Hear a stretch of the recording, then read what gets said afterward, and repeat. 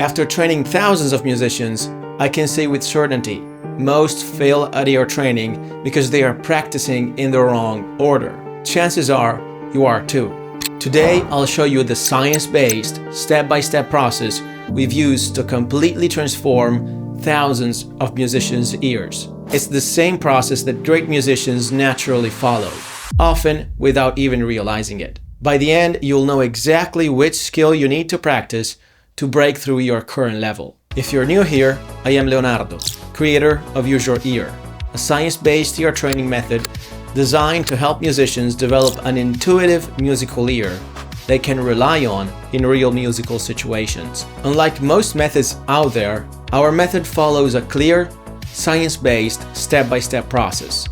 And that's one of the main reasons why it works. So far, over 2,000 musicians have embraced this method, and it's been rated excellent on Trustpilot. Today, this method is used by professional musicians and educators in top music institutions, including Wits University in Johannesburg, one of South Africa's top 3 universities. Let's get back to the main topic of the video. Ear training skills don't develop randomly. They build like a pyramid, one layer at a time, stacking essential skills from the simplest to the most advanced. But here's the problem.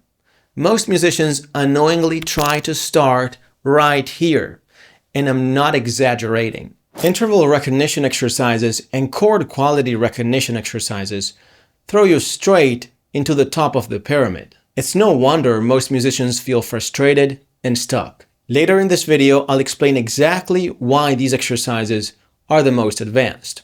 So stick with me. Now, let me show you the science-based, step-by-step process to follow. The very first skill you need is understanding the feeling of unison. This is the ability to instantly recognize whether 2 notes are the same or different. It reflects in your ability to match a note with your voice, like this. Da. If you can't match a pitch, you can't even begin to recognize melodies, chords, or improvise. You won't be able to tell if one note is higher, lower, or identical to another. Everything else depends on this. So this is the essential first step toward developing an intuitive, feeling-based musical ear. Let's move on to stage 2. Once you can match pitches, the next step is tuning into the gravitational field of music, the tonality. Here's how it works. Every song, every piece of music has a tonal center. That's the tonic note. The tonality acts like a gravitational field, pulling every note toward it. Your job is to develop 2 skills at this stage. The first skill is tonic recognition. Recognizing the tonic is like perceiving the center of gravity, the note that every other note is drawn toward. The second skill is singing the scale. Singing the scale gives you a clear mental map of this gravitational field. Each scale degree becomes like a planet orbiting around the tonic. If you can't recognize the tonic or sing the scale, you won't be able to tune into the gravitational field of the music.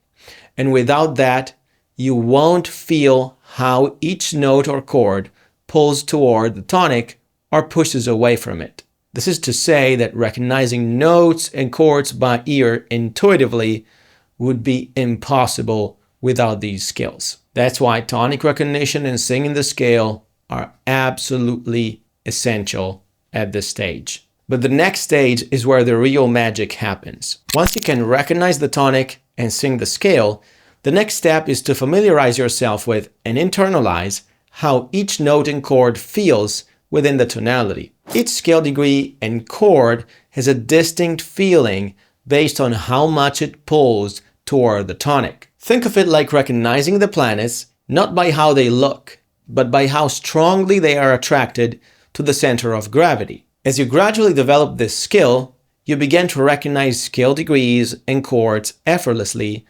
based on how they feel. It's exactly like recognizing colors. You know blue is blue and red is red, but you can't logically explain why. You've simply learned by association.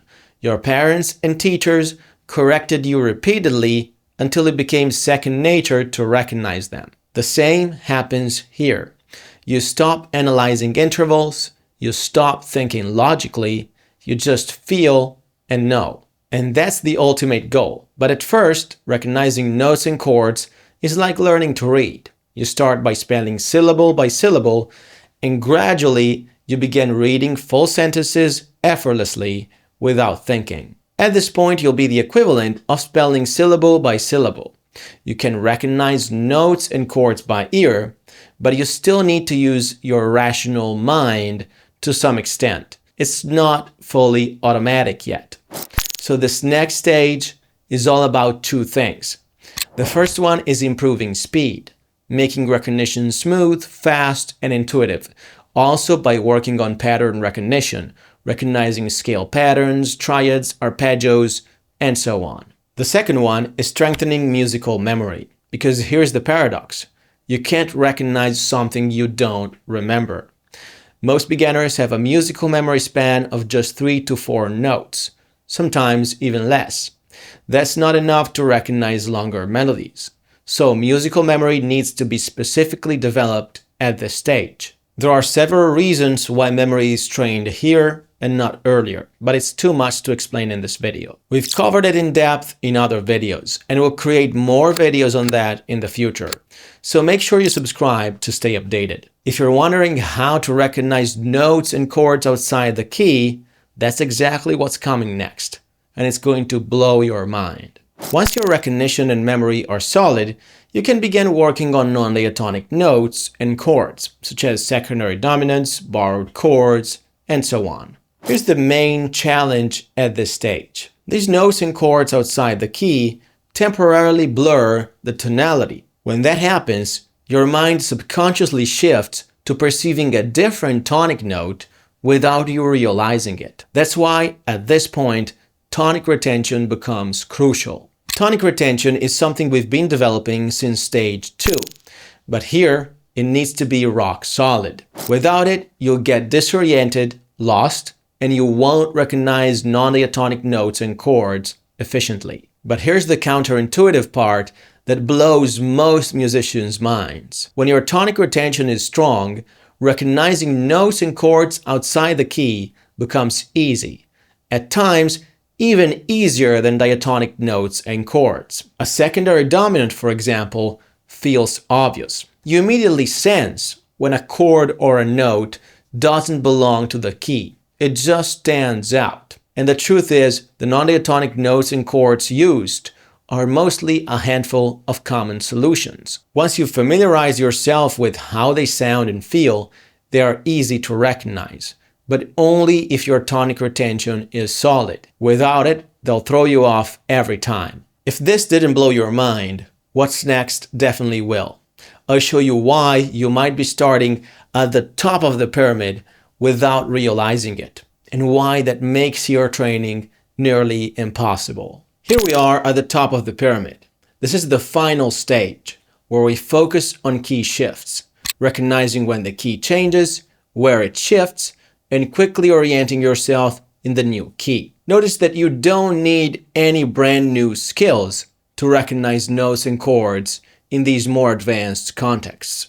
You already have all the skills you need. The challenge here is being swift, quickly tuning into the new gravitational field, identifying the new tonic, and adjusting on the fly. Unfortunately, interval recognition and chord quality exercises, the ones most musicians focus on, make you start right here, at the very top of the pyramid. You're thrown straight into the most advanced stage, skipping all the foundational skills. In those exercises, every interval or chord is isolated.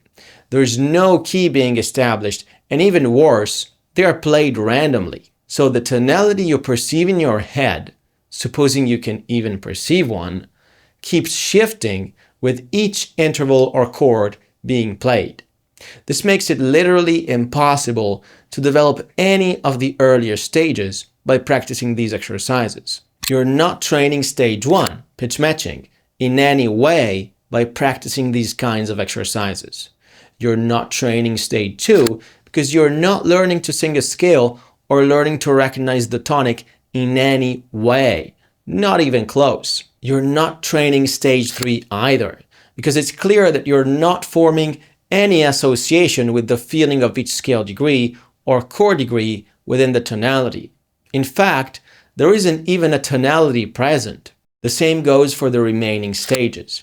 No musical memory, no tonic retention is ever taken into account by these traditional ear training approaches. It's completely backward. That's why I've seen many musicians who can perform interval exercises, but can't recognize simple melodies or chord progressions by ear alone, because they've skipped all the foundational skills. Now you understand how ear training skills develop, and you probably have a good idea of where your current level fits. If you want to learn how to improve at your level, which exercises to focus on to progress faster, and dive deeper into our method, I encourage you to register for our free workshop. You'll get actionable, science-based exercises you won't find anywhere else, along with clear guidance on which ones are right for you based on your current skill level. Click the link in the description and register today. And if you're not ready for the workshop yet, check out this video where I show you how to play by ear by relying on feeling instead of thinking.